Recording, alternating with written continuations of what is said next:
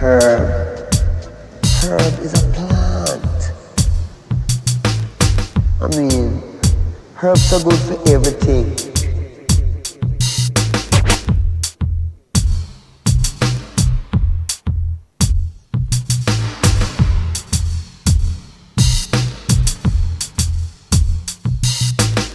Herb.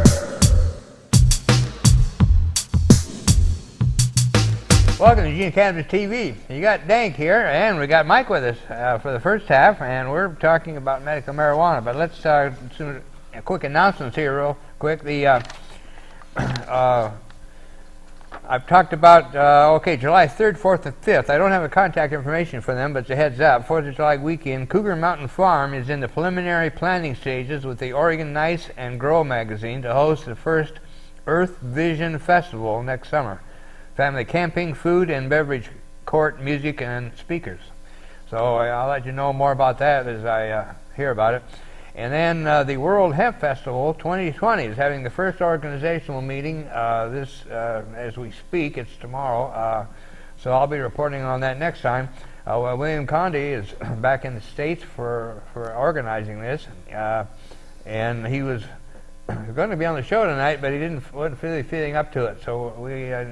hopefully William Conde can be on the next week's show.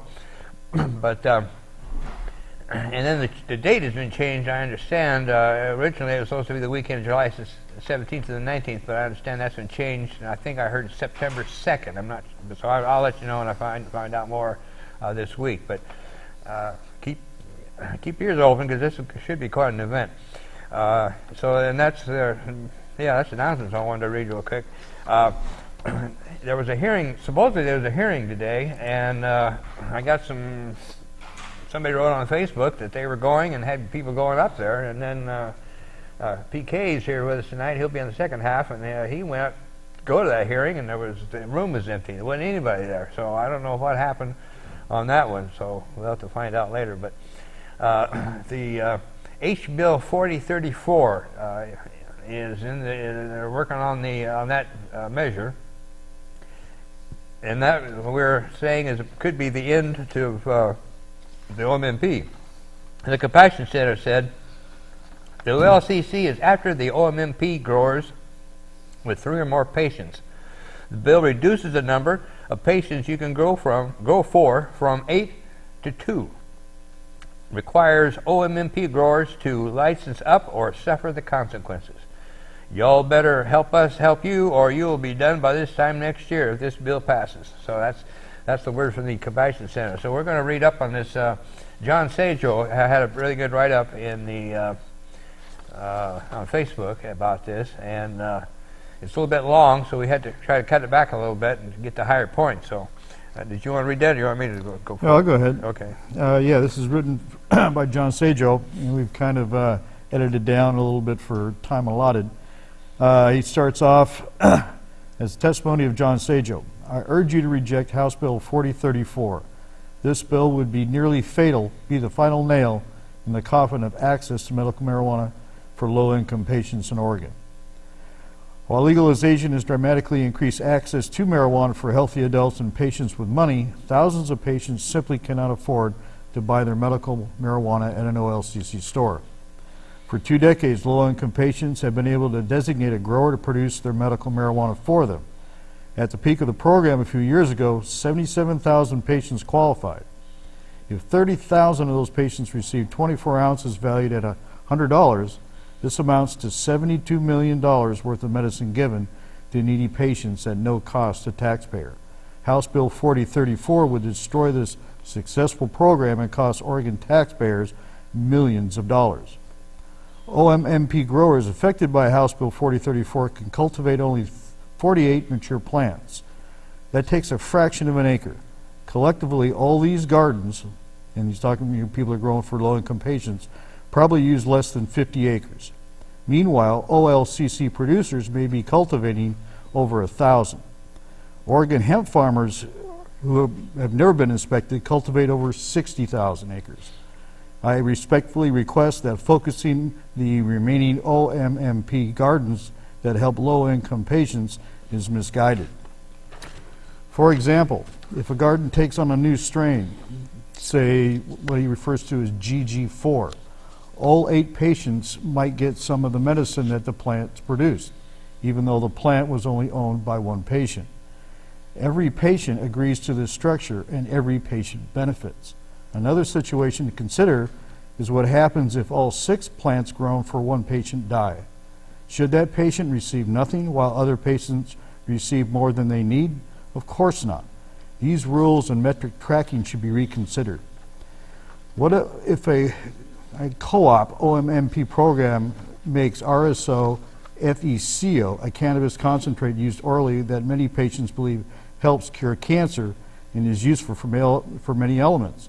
If 1 patient takes a pound of marijuana and makes it into 100 grams of RSO that is shared among the garden's patients, metric only tracks that 1 patient received marijuana and ignores the transfers of the RSO. Metric tracking for OMMP gardens should track the medicine that patients actually receive. That would eventually allow that data to be used in research designed to determine the most effective treatment plans and appropriate dosages for different conditions. Instead of tracking useful information, the metric tracking obscures real information, tracks nonsense, and does so in a cumbersome, expensive way that OMMP growers and patients get out of the program. Let's see. I mean, this is really something I think you could be, really fleshed out a little bit more, but, basically we're just talking about, the OLCC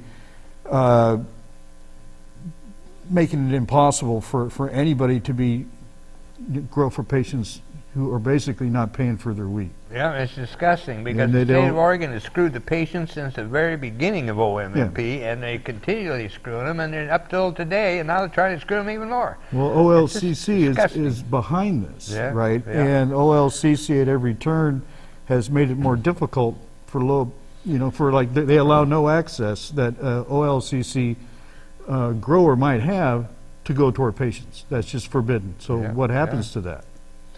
They're so worried about what goes out of state that they're going to, put their worries onto the back of low-income patients in Oregon who for 20 years have had access, and now it's legal, but OLCC wants more money. Oh, yeah, and that's the thing. And they want to, just do it by 1,000 cuts. And when have we seen this? Yeah, and it's our Oregon legislature. There are a few legislatures that are supportive of medical marijuana, but generally speaking, the legislature doesn't like marijuana, doesn't like marijuana people, and definitely thinks that medical marijuana is a joke. And it shows in the way they. Anyway, I could go on. I've been saying this for years, and it just keeps continuing. So. And we can't give up, making sure that these people hear our concerns, because ultimately they do work for us, and they have to answer to us. That includes the OLCC. That is not a private entity. They may act like it, and they conceivably are doing this right now, because the problem that they're trying to address is not the problem of excess weed. It's the problem that we have a neighboring state that thinks never in Idaho. Mm-hmm. They still had that boogeyman approach to cannabis, and they are just behind the times. Half the country now you can get legal weed. Mm-hmm. Yeah. And they wonder why stores on the border do well? Yeah. Human nature is human nature. What a phenomenon. Let's not try to legislate it anymore. And I remember back in the day, there was cases where Oregon police were calling Idaho police when they knew a car was going into Idaho, and call him and describe the car, and then let Idaho nail him. Yeah, well, they're buddies. I mean, those guys talk. They play golf. They go to the same bowling alley. Hey, man, I just saw this guy leave the dispensary. Yeah. Nab him. Yeah, it's. He probably has an ounce. Yeah, and it's disgusting. I grew myself for 2 patients at one point, and that was an incredible experience. I really enjoyed it. And the thing about RSO, and I think I mentioned that in John Sajo's letter, is it takes such a large quantity to make RSO, and that's why we need the quantity. And usual home growers can't grow enough. That's why we need these producers to make a quantity that we can make into RSO. Yeah. A pound a month is a lot of weed. Yeah, and we had a great guest on our last show, Randall. Was a liver cancer victim, and he spoke about using the RSO and what it's done for him, and he'll be back on again too. But that's just one example of the hundreds and thousands of patients in the state of Oregon that have been helped and are continuing to be helped.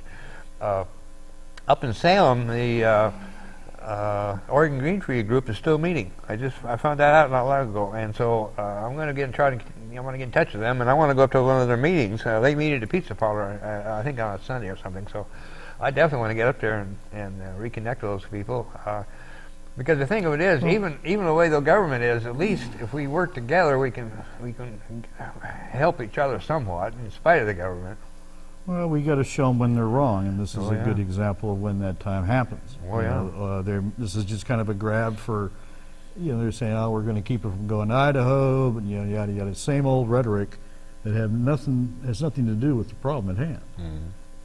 But they ask their own questions and they make up their own answers for that, and it serves their purpose here. You can also look at the fact that I think let's just say they don't sell as much liquor in Oregon as they used to. So a lot of the people that are really kind of, what's the term, in bed with an industry would be the OLCC and the beverage, commissions around this state that, and it's legally their right to promote their product. But this, the demonization of cannabis and the people who use it, especially people who are sick, and especially people, because there's a lot of them even using traditional medicines that can't afford it.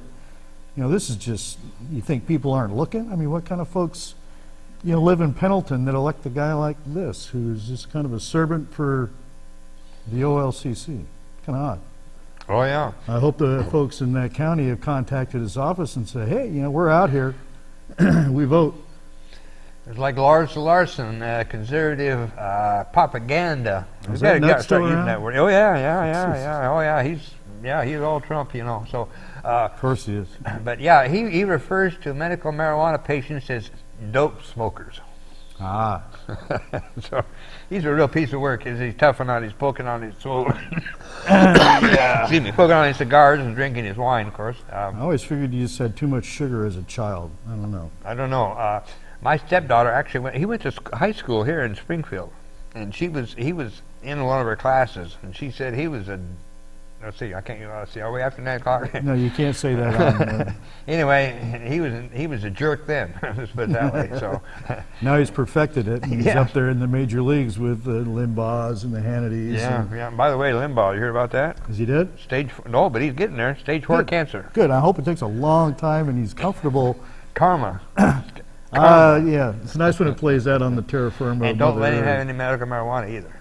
Well, you can have some. Oh, all right. I'm a forgiving soul. I don't want anybody to suffer, even the likes of people who maybe might have a little coming to them. I mean, you get the pulpit of power and an influence, and you really kind of, abuse that. I think there's universe will get you, but it's nice to see it happen here. Oh, yeah. Kind of discourages others to go down that road. Yep. Well, appreciate you coming in tonight, Mike. Sure. We're running out of time already. I appreciate you coming in. And again, Mike and I know each other for many years. We're both almost 40. Drivers. Yeah. Wow. Time flies. I met you looking for weed too. Yeah, Bruce's Trucks up Bakersfield. Yeah, that's right. Yeah. So anyway, you'll be back in the near future, so we got to wrap up, and we're counting down, and we're going to be on the second half of Peke in just a few minutes, so thanks for watching the show, and spread the word. Do you suffer from fear of losing your election? Are you terrified that voters will discover you've done nothing to improve their lives? Maybe it's time you talk to your spin doctor about Incarcerex. In clinical trials, Incarcerex has been shown effective at reducing election-related anxieties by making voters think you're doing something about the drug problem. It's simplistic and fast-acting. If your problems continue or get worse, you can always double or triple your dose of Incarcerex. Whether it's addiction, therapeutic use, or just casual use, there's an Incarcerex plan for every American. Best of all, taxpayers, not you, will foot the bill. So talk to your spin doctor about Incarcerex today. Common side effects include loss of civil liberties, police corruption, racial injustice, increased terrorism, spread of HIV and AIDS, and violent crime. Bloated prisons are also a common side effect. Stop taking Incarcerex if bloating lasts longer than 20 years. If you're trying to balance the budget, keep families together, or protect human rights, Incarcerex may not be right for you. Do not mix Incarcerex with the Constitution or common sense. So start taking Incarcerex and keep pretending you're doing something about the drug problem.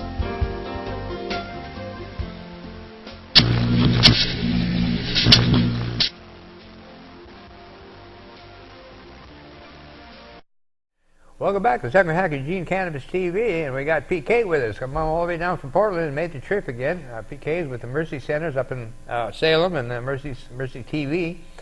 And check them out. That's on the, what's the name of that network? It's CCTV at Salem. There you go. Yeah, Like- CCTV, right. It's Like community, we're on here. yeah, community TV in Salem, and they do the show on Friday nights, and so appreciate you coming down. And we've PK went up to try to get to this hearing. Actually, I went to the hearing, or went to where the hearing's supposed to be, and he said the room was empty, and so was all the meeting rooms. So we don't know what happened, but that was supposed to be testimony at 8 a.m. in room E, room E. They're lucky that I live in town where I could make Exactly. the time. Yeah, and that's the frustrating thing about this is if you're like I do, I live in Eugene, it's 60 miles away, or somebody lives in Portland, they're 60 miles away from there too. It's hard to get to these hearings, especially early in the morning, at 8 a.m. You know, I mean, you got to get up before the chickens do it to get up there, and then you get up there, and then they cancel the hearing. So that'd be pretty frustrating too. I've spent a lot of hours and more money than I could afford getting up to Salem and testifying. And as I look back on it now, they were all completely fruitless, And we tried and tried and tried. I remember Reverend Will and I went up one time, and when I spoke, I got an applause, which was cool. But when Reverend Will spoke, he got a standing ovation because Reverend Will said, "I want all you senators to take a drug test. So you tell us we got to take drug tests. We want to see you take drug tests." And, oh man, the room just exploded. But anyway, so the legislature is very well known for trashing the medical marijuana program, and it's getting even worse, as we just talked about in this With HB 4034. this bill, they're going to dismantle the patients, the medical side of the thing. Yeah, and they've been wanting to do that since the beginning. And we got so screwed on Measure 91. Measure 91 stated in 3 different places in the measure that it would not affect the OMMP, and the legislature helped themselves to completely change it however they wanted, and completely screwed the patients and rewarded the deep pockets of the industry, and that's where we are today. And it just keeps on getting more and more disgusting all the time. So, and I personally blame Kate Brown. She's been at the helm of this thing. Now she hasn't done anything for patients. It's just, and yet I can't support a Republican. So what are you going to do? I got to hold my nose and keep supporting Kate Brown, I guess. But Well, we all need to be participating in what's happening exactly. in the election. If you don't know, put your own name down, but vote anyway. How many times have you personally written a letter to the mayor, to the governor? I wrote in this once. The big one. Yes, PK wrote an incredible letter to the governor, and never heard anything back from it, did he? No. She passed it down to her assistant, Jeffrey. Okay. And no, that's how it. The only one thing I found out is the tax money that they're getting that's going to the schools is going to their general fund. So, you know what a general fund is. Mm-hmm. Yeah. So the children is not going to benefit from it. Right. Yeah. It's disgusting. That's for sure. And again, I remember, as I said, that's House Bill 4034, and real quick rundown here. People need to get a hold of. And just, I forgot to make the announcement to get pencil and paper because there's some good stuff here to keep track of. But Representative Bonham is the first one we need to zero in on. He's from the Dalles, and it says here that we have a lot of patients in that area. It is also suspected that he introduced for the OLCC. So in other words, he's deep in the OLCC and definitely not for the patients. So that Bonham is the first one to nail. Representative Fahey, she's out of Lane County, I believe, if I remember correctly, was on the 91 committee and is a rising member from Lane County and supports cannabis as medicine. She mentioned her use for back pain in a public hearing. So there's a few little bright notes that are a little bit hopeful. Representative Helm is on the 91 committee. Marsh is in Southern Oregon. McCowan is Lane County. And anyway, these are all people to get a hold of, and especially my representative. I'm going to get a hold of myself, John Lively. Now, I've had some problems with John Lively in the past, but a friend of mine has worked with him on cannabis issues, and he's been quite helpful, and I pretty much decided maybe he wasn't such a bad guy after all. But again, the thing is that it just keeps happening. It just keeps getting the patients, just keeping getting screwed over, you know. Now here it is, Daniel Bonham. He's a Republican in District 59, and I've got all his information here. Again, you can get a hold of me at the DanKBagman at hotmail.com. It's DanKBagman, no spaces, at hotmail.com, and I get all this information to you. See, here we go. Representative Ken Helm he's out of Washington County, Democrat. And then we have Pam Marsh, a Democrat. Do you know these people? Yeah. And see, Katie McCowan is a Democrat out of Coos Bay. Susan McLean is a Democrat. And then we got Greg Barretto, a Republican. Representative Kim Wallen, Republican. And see, Carl Wilson is Republican. And Brad Witt, Democrat. And that's another thing, too. When they formed the Measure 91 Commission, Measure 91, to implement the Measure 91 and make all the changes, the majority of those people on Measure 91 were not pro-cannabis. Some of them were actually against cannabis, and to me, I thought it was a very, very unfair process altogether. It's stacked against us, you know. Well, at the start of the program, the patients helped out the regular folks in letting them come and have access in our safe places that we could get our cannabis from. Yes, definitely. It said medical marijuana and back to John Sagel's writings here. Medical marijuana in Oregon parallels the problems with income inequality in society at large. Patients with money are better off than ever. They can obtain thousands of quality control products at hundreds of locations. Many don't even bother to obtain an OMMP card because it is no longer necessary. Low-income patients, on the other hand, are seeing their ability to obtain medical marijuana diminish. The growers that could previously designate to help them at no cost to taxpayers have been driven out by skyrocketing costs and impossible rules. Hear, hear. A few years ago, the legislature created the Oregon Cannabis Commission to make recommendations about these issues. Again, John Sagel's writing, I served on the Patient Access Subcommittee where I spent many hours developing a plan that would supply needy patients from excess supply within the OLCC system. All advice from the OCC seems to be systematically ignored, and now the OLCC is tasked with this same challenge. The question is, are low-income patients in Oregon going to have access to medical marijuana? Excuse me. The Oregon legislature should answer this question. They should do so in the light of day and should be accountable to voters for their decisions. HB 4034 will kill a successful program that allows Oregonians to help each other at no cost to taxpayers. HB 4034 will deny thousands of patients access to medical marijuana. Please reject this misguided bill. And that's, again, from John Sajo. So definitely get a hold of these people, call your legislatures, and just raise heck. Write a testimonial and send them to him.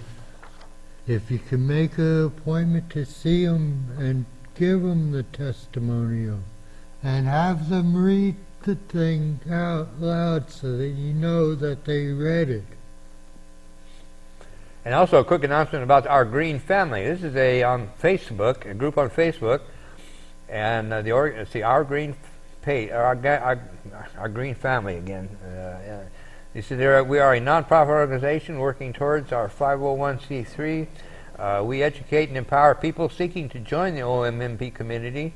We all volunteer our time together and present the information that will help our group to fulfill our mission statement. The mission statement, real quickly, is to educate and empower OMMP patients in reaching self-sufficiency, to explore the many uses of medical marijuana and assist patients in identifying and locating the strains that best fit their needs. Excuse me. To enlighten the general public as to our intent and our mission in hopes of lessening the stigma still attached to cannabis use. To welcome all who seek to learn about the OMMP and facilitate their joining the OMMP community. To recognize the importance of acceptance and family bonds, growing a support system for members in times of need. To comfort and support those members entering into their final stages of life, celebrating their voyage with love and dignity. To create a platform for our members' voices to be heard in matters of OMMP lawmaking and political conversations relating to our program.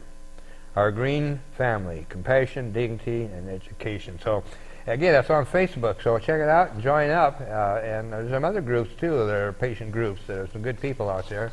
And I'll be going up to Salem and meeting with the old Oregon Green Free people, and I'll be reporting back on that. So I appreciate you coming in, Peke, and have a safe trip home. Yeah, Peke is up taking care of things in Salem. So been on the show many times, and I've been on their show a few times. And it's always been a great experience. Well, we get to show your show up in Salem. That's right. Thank you for reminding me. Yes, that's right. And they show our show up there, too. So, anyway, I hope to see you.